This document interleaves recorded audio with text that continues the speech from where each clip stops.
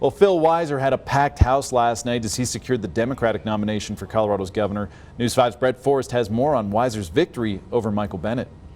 The energy here at Weiser's election night watch party and his victory speech, it was out of control. Shoulder to shoulder crowd here. It was no circulation. People were sweating.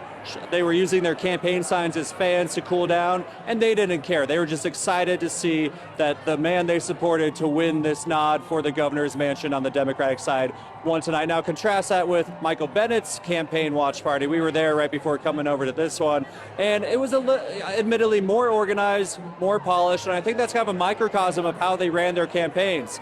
Weiser built himself as a people's person, representing the people of Colorado, and he kind of billed Bennet as a Washington insider. So let's talk about Weiser's speech tonight. He spoke for about 15 minutes, and he focused on much of the same messaging he's had since he announced his campaign, points like getting corporate money out of politics and saying he's a leader who will fight back against the Trump administration and, in his words, never bend the knee. He did speak to the press after the speech and answered how he'll campaign now that he's through to the general election. We keep building.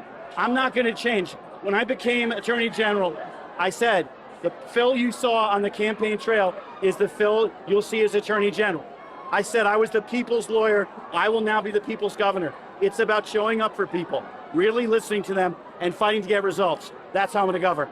And Weiser did also say at the start of his speech that Michael Bennet did call him to congratulate him, and Weiser thanked him for his service. And earlier this year, when I sat down with Michael Bennet one-on-one, I did ask him, what will you do if you lose this primary election?